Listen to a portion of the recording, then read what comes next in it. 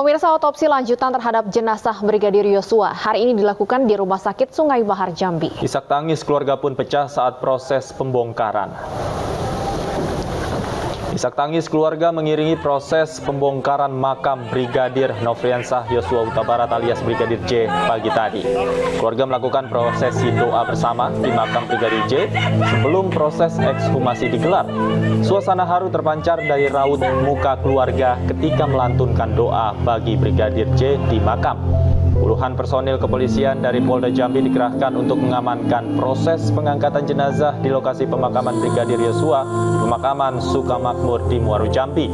Area pemakaman pun disterilkan dari warga sekitar. Setelah berhasil dibongkar, peti jenazah Brigadir Yosua kemudian langsung dibawa ke Rumah Sakit Sungai Bahar, Jambi untuk diotopsi. Bekerja melakukan tugas. Saya tulis nama. Tolong kami. Tolong kami keluarga.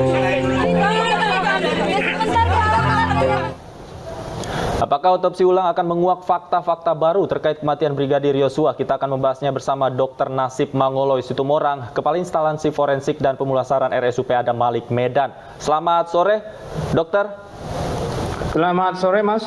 Baik, dokter, otopsi ulang sudah dilakukan terhadap jenazah Brigadir J. Setelah 2 minggu dimakamkan, apakah mungkin ada kendala dari proses otopsi ulang yang akan dilakukan? Ya, kalau kendala pasti mungkin ada. Karena jenazah itu sendiri pasti akan mengalami proses pembusukan.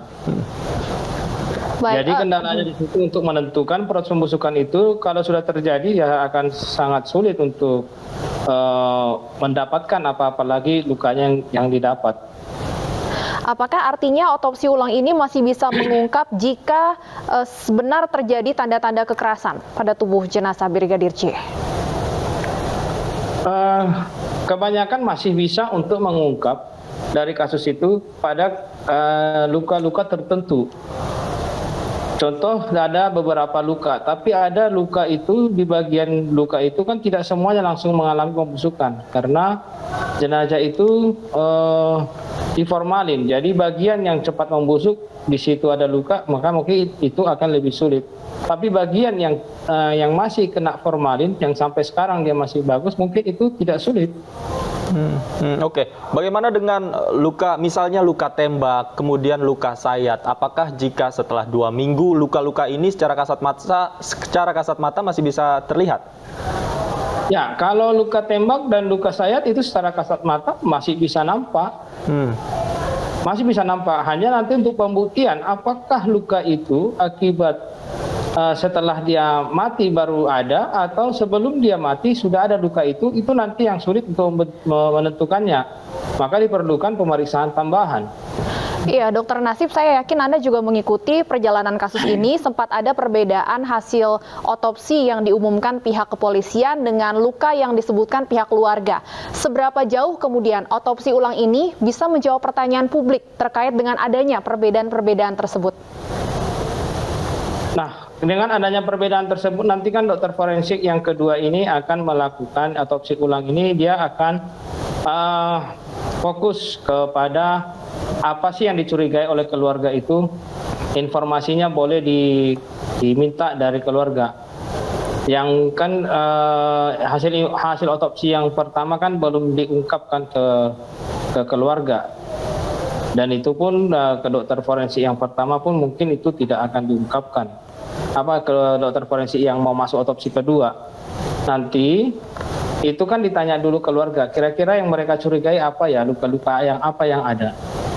Contoh dibilangnya luka di sini, luka ada jeratan, ada sayat, ada tembak, seperti itu. Nanti dokter forensik yang melakukan otopsi kedua itu, otopsi ulang ini mungkin lebih fokus ke situ nantinya untuk melihatnya. Nanti lebih mengarahkan ke situ, oh ini lukanya ada, oh ini luka tembak atau luka tusuk, tusukannya kemana ini, arahnya dari mana, alurnya bagaimana. Nanti itu lebih fokus mereka untuk melakukan pemeriksaan itu. Oke, dokter, jika biasanya dalam melakukan prosedur ekshumasi ini, apa yang mungkin, hal-hal apa saja yang mungkin akan diteliti oleh tim forensik ketika melakukan otopsi ulang? Maksudnya? Iya, ketika prosedur ekshumasi ini dilakukan, hal-hal apa saja selain dari tadi yang Anda katakan jenis lukanya, kemudian jarak lukanya seperti apa, apalagi yang menjadi fokus dari tim forensik? Fokus dari tim forensik yang melakukan ekshumasi ini kan kasusnya adalah kasus yang agak jarang ya. Jarang sekali terjadi. Sudah di otopsi pertama, baru di otopsi kedua, maka kesulitannya akan lebih tinggi kesulitan yang didapat. Tapi untuk mendapatkan itu, selain daripada luka-luka, maka yang otopsi kedua ini pun harus mencari juga penyebab kematian. Kira-kira penyebab kematiannya yang mana? Dan di samping penyebab kematian, mekanismenya kira-kira bagaimana? Itu mungkin bisa didapat dari luka-luka yang dijumpai nanti pada tubuh otopsi kedua ini. Baik, dokter, saya ingin konfirmasi lagi, artinya masih mungkin untuk mengungkap penyebab pasti kematian dari Brigadir J dari hasil otopsi ulang ini?